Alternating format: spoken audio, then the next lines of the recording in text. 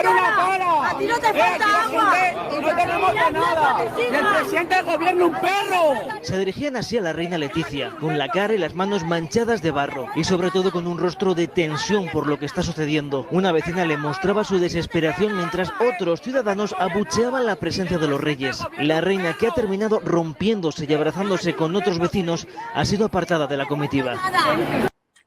¿Qué opinas de esas imágenes? Yo no recuerdo realmente otros reyes que hayan sido abuchados de esa manera por el pueblo. ¿Qué lectura le das a esto? Mire, la población española, que nos ha aportado cosas bastante valiosas, particularmente literatura, pintura, etcétera, pero como toda la población europea, desde mi punto de vista, se ha mostrado mayormente sumisa a las leyes injustas, a los abusos que han experimentado en su contra, porque se les ha instaurado la idea de la santa transición, de la maravilla de los mecanismos institucionales, de que Europa es el mejor continente del planeta, lo reconozcan abiertamente o no, pueden ser un poquito más hipócritas o un poquito menos hipócritas, pero se sienten destinados muchísimos políticos de todo el espectro europeo a comandar los destinos de lugares como África o el Medio Oriente o América Latina, ni que hablar con las corporaciones españolas, porque fueron son dos etapas de colonización distintas. Hay una más sofisticada, donde Marsans maneja aerolíneas, Telefónica maneja redes de comunicación en todo el continente, Repsol el petróleo y el gas, bueno, en fin, el Banco Santander, de los Botín, personajes muy importantes en la trama del poder español, pero sin embargo no resuelven sus propios problemas y a tanta indolencia, bueno, ha llevado a España a una tiranía. Yo sé que hay muchísimos españoles que alzan la voz contra esto, pero no son suficientes.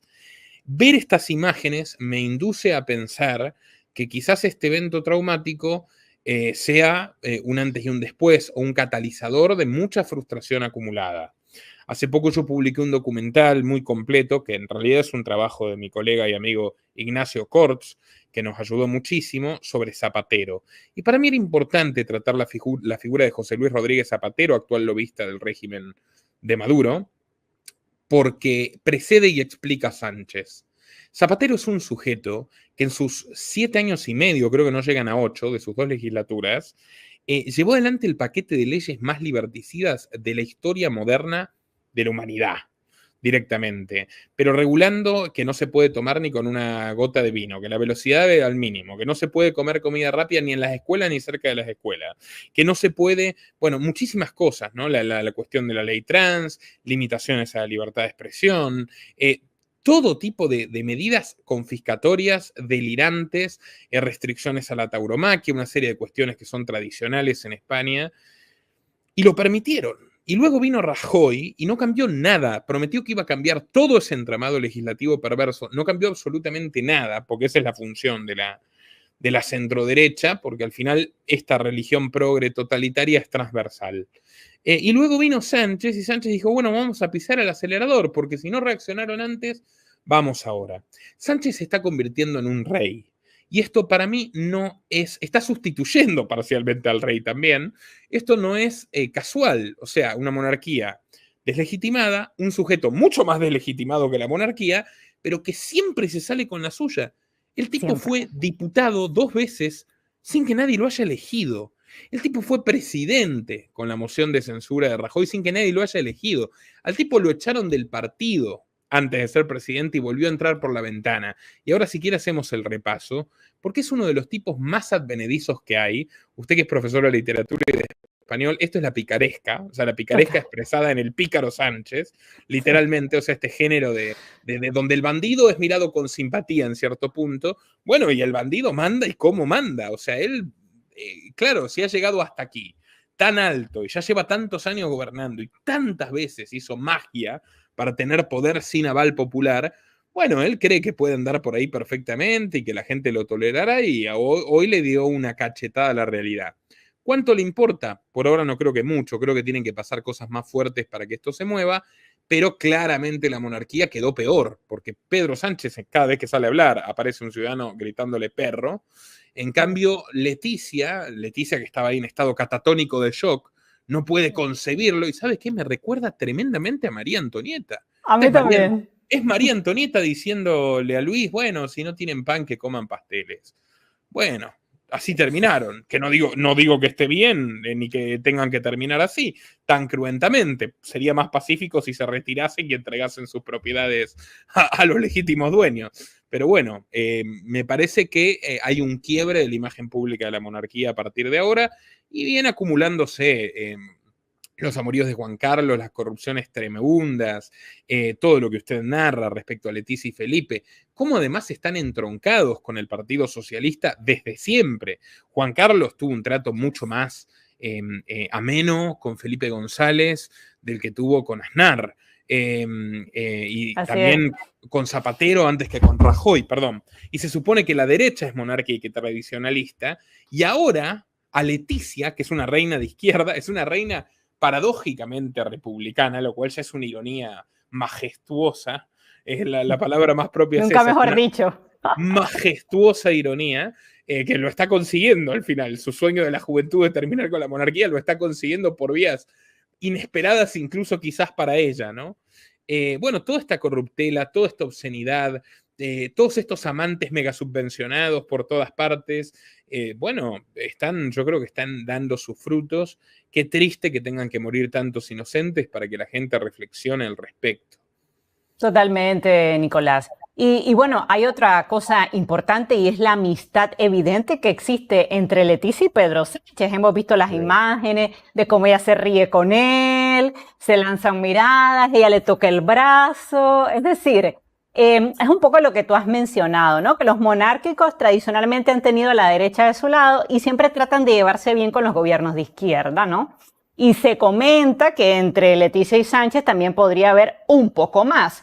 Eso obviamente yo no lo sé, pero que definitivamente la reina se ha reunido con el presidente del gobierno en la oficina de su cirujano plástico fuera de la agenda oficial para pactar y firmar la amnistía con Puigdemont, esa es una realidad. Entonces, ¿cómo tú ves esta relación tan cercana entre la reina y Pedro Sánchez? Fantásticamente, en términos literarios me parece sublime, sí, muestra una cercanía mayor Pedro con Leticia que con Begoña y Leticia con Pedro que con Felipe. Y la verdad me ha hecho pensar, porque también he visto todos sus videos sobre las dudas que hay sobre la sexualidad del rey, etcétera, que yo soy totalmente pro gay, pro libertad de los gays, pero ya sería como muy divertido que se sospecha de la paternidad de las dos princesas, que podrían ser al menos una hija de Jaime del Burgo, el amante de Leticia, consumado, probado, etcétera. Tremendo. Y ya que el rey ni siquiera, ni siquiera parecería que ni siquiera tendría interés en tener su propia.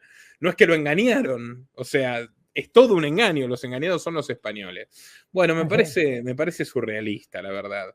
Pero lo que le decía es, ahora todo se ha dado vuelta de tal forma que el diario.es, financiado por Soros, de Nachito Escolar, defiende a Leticia. Público. Los medios de Roures, el millonario trotskista que patrocina a Pablo Iglesias, la secta, son todos monárquicos. Eso es una ironía. Entonces, uno dice ahora, son monárquicos particularmente de Leticia, pero uno dice, antes el ABC era el diario monárquico. Bueno, ahora los monárquicos son los ultraprogres, que antes mataron un montón de gente por rezar, ¿no? En la guerra civil, la guerra civil fue monstruoso lo que hicieron los falangistas, fue monstruoso lo que hicieron los republicanos también. De hecho, los republicanos eran tan bárbaros que se mataban entre ellos. Los comunistas mataban a los anarquistas por la espalda, por ejemplo. O sea, todas esas dos Españas que están en el famoso cuadro del duelo a garrotazos de Goya, hundiéndose en el pantano, dos españoles golpeándose entre sí, es una de las obras más célebres de la pintura española. El poema de también, ¿no? Españolito que vienes al mundo te guarde Dios, una de las dos Españas ha del arte el corazón. Eso sigue vigente, pero ahora se están trasvasando roles y yo creo que el poder está unificado. Esa es la realidad. El poder está unificado. Uno mira el comportamiento bochornoso que han tenido Vox y el PP, que no impugnaron un montón de locuras de Sánchez que no se pueden poner de acuerdo para tumbarlo. Y uno ya empieza a decir, esto es causalidad, no es casualidad, es causalidad. Si los de Vox dicen, Nicolás. Claro, los de Vox dicen que son antisistema, pero son absolutamente todos políticos profesionales que vivieron del erario público, empezando por Abascal, que nació con coche y custodia. Y él dice, ay, bueno, pero yo en el País Vasco lo mal que la pasé. Mire, peor la pasaron todos los vascos que no tenían ni el chofer ni la custodia. Entonces, aquí se está evidenciando que los políticos no representan los intereses de la gente. Si está de acuerdo, Laura, podemos darle un repaso, que por supuesto podrán profundizar si gustan mirando mis documentales de Sánchez y de Begoña, al historial de estos dos personajes porque es muy revelador. Me encantaría, soy todo oídos. Bueno, Pedro Sánchez, para ir a lo importante, primero, como yo le digo al Partido Demócrata Norteamericano, el Partido Aristócrata, puesto que se eligen a dedo, como en una monarquía absoluta, Soros y los Clinton, absolutamente todo. O sea, eligieron qué iba a ser el Nobel de la Paz Obama, que era bombardear a todo el planeta y quedar en ridículo, porque la que mandaba era Hillary.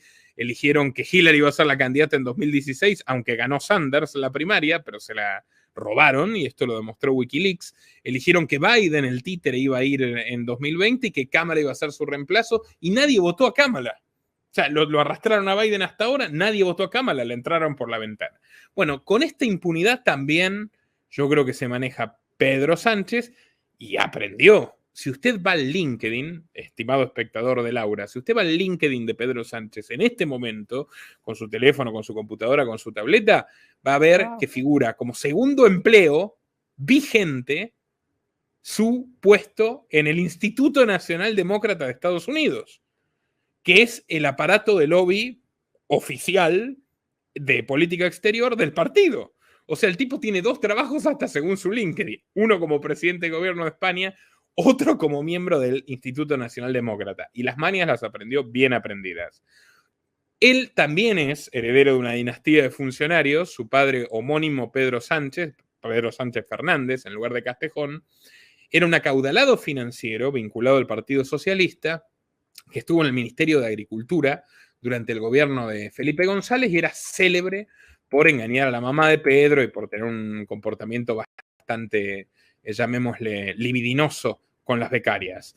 Beneficiado en su juventud, Pedro, por el lobista y diplomático Carlos Westendorp, que era amigo de sus padres, Westendorp, un descendiente de banqueros holandeses, y al mismo tiempo un asalariado, un representante del Grupo Santander en Estados Unidos, termina alojado en Nueva York. Westendorp tenía funciones dobles e incompatibles legalmente como delegado del Grupo Santander en Nueva York y como embajador de España ante las Naciones Unidas.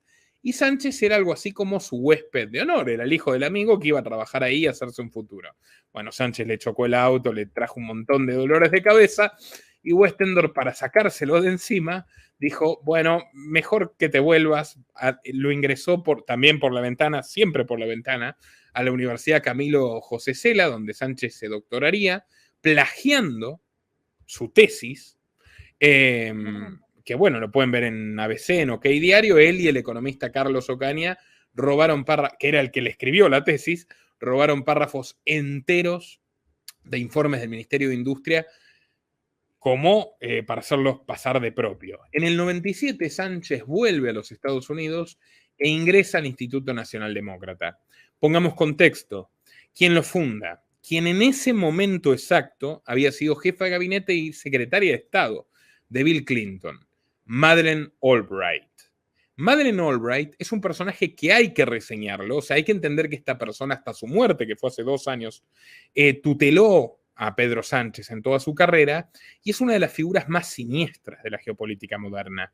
Yo siempre trazo el paralelismo con Kissinger. Kissinger era un alemán que entró a los servicios de inteligencia norteamericanos, llegó a Harvard, a través de Harvard conoció a los Rockefeller y a partir de ese mecenazgo se convirtió en la figura más prominente y todopoderosa de la política norteamericana y me atrevería a decir mundial del siglo XX. Es el gran arquitecto del orden en el que vivimos, Kissinger.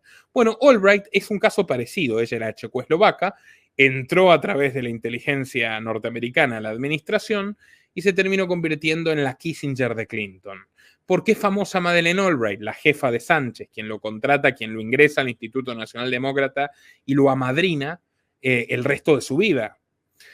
Bueno, Madeleine Albright es famosa por una entrevista donde le dice la periodista conmovida, si no recuerdo mal, de la cadena CBC, pero señora, están muriendo niños, han muerto 500.000 niños en Irak por las sanciones que usted está lanzando y no se está cayendo Hussein, se están muriendo los niños. ¿Usted cree que esta decisión es correcta? ¿Usted no se arrepiente? Y ella dice, no, la verdad no. Es una decisión difícil, pero hacemos lo correcto, dice Albright, y tiene un prendedor de víbora en el ojal de su saco. Pueden buscar ese archivo audiovisual, es bastante fuerte. Albright tocaba la batería, por cierto, ¿no? Dato de color para divertirnos un poquito en sus ratos libres, tenía mucha furia contenida y hay ocasiones en las cuales ella tocó la batería y Clinton el saxofón, mientras morían niños en Irak por culpa de sus sanciones. Bueno, Sánchez, una vez que entra al Instituto Nacional Demócrata, comienza a ser mirado de otra forma en Europa. Recordemos que el euro es del 98, la Unión Europea como tal toma forma en aquellos años. Entonces él llega a Bruselas, donde desarrolla una relación extraordinariamente estrecha e íntima con Trinidad Jiménez. Trinidad Jiménez era una joven política feminista española del PSOE, que era una de las únicas participantes españolas del Club Bilderberg. ¿Junto a quién? Junto a Emilio Botín, el banquero de Pablo Escobar, por ejemplo, el el presidente del Grupo Santander, que de hecho logró presidirlo gracias a Kissinger, esa es otra historia, ya algún día la contaré, su hija Ana y José Luis Cebrián. José Luis Cebrián, un tipo muy oscuro del Grupo Prisa, cabeza del diario El País, bueno, el gran amo y señor, en una época donde había mucho menos competencia que ahora, de la comunicación española. Entre todos estos personajes, la única político que llevan a Bilderberg, porque la quieren mucho, es Trinidad Jiménez. Y Sánchez tuvo la oportunidad de hacerse muy íntimo de Trinidad Jiménez. Demasiado íntimo. Lo subrayo no porque estemos haciendo prensa rosa o cotilleo, porque realmente vale para el caso. Tal era la autoridad o la ascendencia que tuvieron estas mujeres en la vida de Sánchez, que a Sánchez lo casó Trinidad Jiménez. Trinidad Jiménez era tan, pero tan celosa de Pedro, que ella le exigió, le dijo, bueno, yo te dejo que te cases con Begoña, pero yo oficio la ceremonia. Y así fue. Tuvieron un casamiento civil con Trinidad Jiménez tomándole el juramento de lealtad. Begoña y Sánchez, lo pueden buscar, es increíble. Bueno, el joven Sánchez en Bruselas, que también trabajó con una política, Bárbara Dunstorf, si no recuerdo mal, que era una política española de raíces alemanas, se hace íntimo de Trinidad Jiménez, y Trinidad Jiménez fue absolutamente clave en su ascenso, a tal punto que pocos años después comenzaría este ascenso sin votos. Le voy preguntando mientras tanto para no aturdir si se va entendiendo todo, todo claro, aunque me gustaría también que un poco explicaras lo que tú sabes de Begoña Gómez y la relación con el presidente del gobierno, porque bueno, muchos ha comentado que el padre tenía unos saunas gay donde se grababa y se obtenía información relevante de políticos importantes españoles. ¿Tú qué sabes de este tema? Perfecto. Si le parece, termino rápidamente con Sánchez y vamos a Begoña, porque de hecho perfecto. Es la cronología de mi conocimiento sobre el tema. Uno obviamente empieza con enormes lagunas conceptuales y cuando yo hice el documental de Pedro Sánchez, no tenía idea, realmente no había aparecido en ningún lado, porque esa información estaba bastante oculta, de la cuestión de los prostíbulos de Begoña. Tiempo después, cuando Begoña empieza a resonar por la corrupción, yo me pongo a investigar y salta el tema este de los prostíbulos, que me parece alucinante, ¿no? Pero bueno, hasta lo que yo sabía de Sánchez es, en 2004, ingresa al Ayuntamiento de Madrid, pese a no contar con los votos suficientes. Porque renuncia, sin ninguna explicación, Elena Arnedo, que era quien tenía que ocupar esa banca. Y como Sánchez era el siguiente, el suplente, entra Sánchez. Mucha presión de Trinidad Jiménez hubo para ello, porque Sánchez era su debilidad.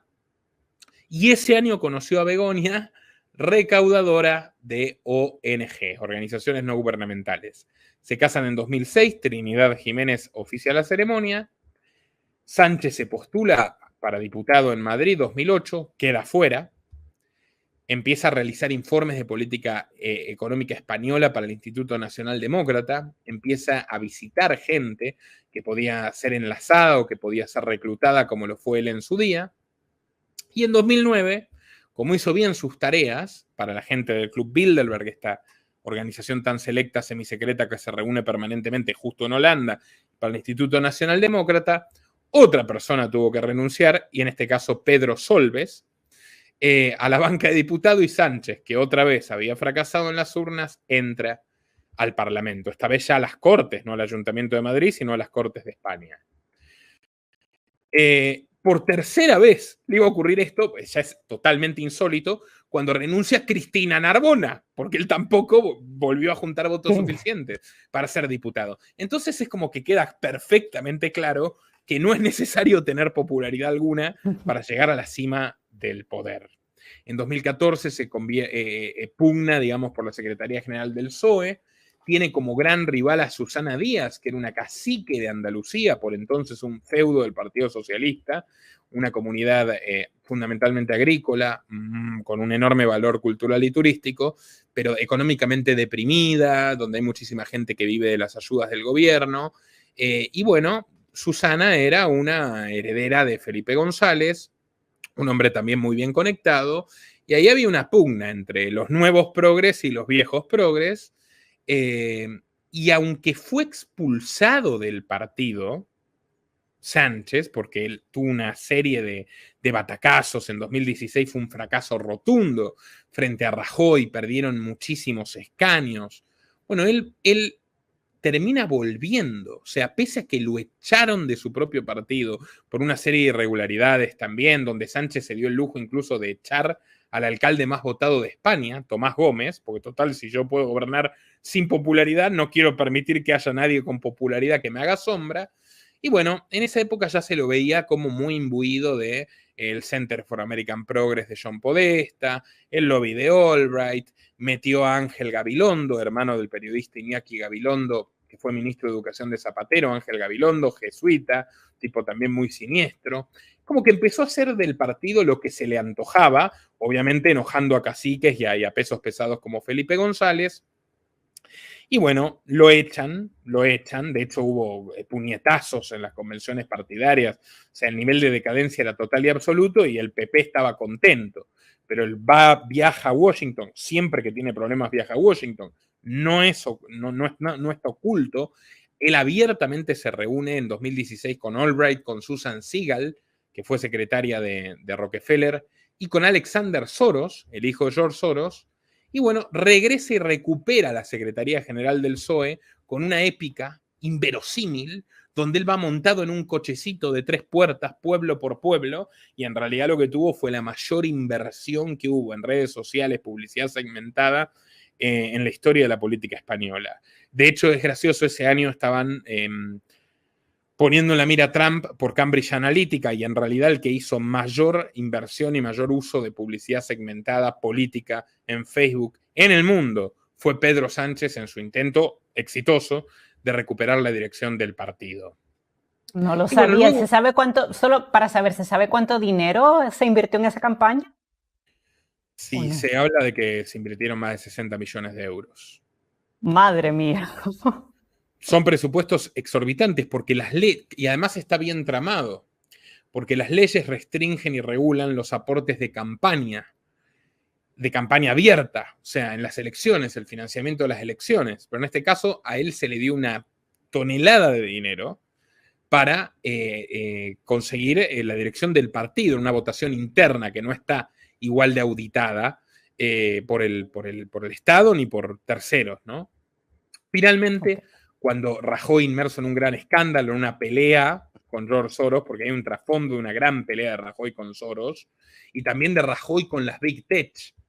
Rajoy quería sacar una ley de servicios digitales que iba a molestar a Google y a Netflix particularmente. En ese contexto lo tumban con una causa de corrupción. Sánchez sube al poder, lo cual en el sistema parlamentario es habitual, hay una moción de censura, si se remueve al presidente, bueno, los diputados eligen al próximo presidente, y en este caso fue Sánchez, que llevó adelante un gobierno que dejó chiquito al de Zapatero, aumentó la presión fiscal a grados exacerbados, lanzó las leyes más estúpidas y absurdas, tenía de ministro de Consumo a un comunista, Garzón, que busca limitar el consumo de carne abiertamente mientras él se saca fotos con el iPhone y comiendo jamón serrano, porque son así. La ley de las ratas, el Ministerio de la Mujer, el Ministerio de la Igualdad de Irene Montero censurando a la gente, Yolanda Díaz diciendo que los hijos no son de los padres, sino que son propiedad del Estado directamente. O sea, todos los ámbitos, o sea, un nivel de estatismo, un nivel de totalitarismo brutal. En política exterior él se convierte en el rector de la progresía hispanohablante. De hecho, fíjese, cuando es el encierro masivo en 2020, es cómico, porque el sujeto en marzo dijo, no pasa nada, y todo su gobierno salieron a marchar en el 8M, todas sus ministras, todos estos personajes siniestros, incluso hubo enfrentamientos entre feministas, fue un 8M desastroso, todo el mundo después supuestamente contagiado, y encerró así masivo. Fíjese la ruta del término nueva normalidad. Nueva normalidad en el mundo hispano lo dice por primera vez Sánchez, exactamente el día después lo dice Alberto Fernández en la Argentina, la semana siguiente lo dice López Obrador en México. Y ahí había una triada que es Sánchez, López Obrador, Alberto Fernández, como una especie de guía de todo el progresismo del Grupo de Puebla, y en el caso de Sánchez, además, siempre gestionándoles temas de deuda, con el Banco de París. O sea, fue un auxilio indispensable a tal punto que Alberto Fernández, aparentemente un golpeador de mujeres, por cierto, que también de su mujer, que creó el Ministerio de la Mujer, al que su mujer fue a denunciarlo por violencia, pero no le prestaron atención, naturalmente. Luego lo contrataron, ahora que se quedó sin trabajo. Alberto fue a España a trabajar con Pedro Sánchez de empleado. O sea, hasta ese punto están, ¿no? Están intrincados. En España hoy está prohibido el uso de luces en locales nocturnos. O sea, si usted quiere dejar prendida la luz en la noche, no puede. Está regulada la temperatura a la cual puede poner el aire acondicionado en su negocio. O sea, la dictadura ecologista que destruyó represas y pone a las ratas literalmente por encima de los seres humanos, quizás por identificación de Pedro Sánchez, no lo sé, llegó a este estado de putrefacción.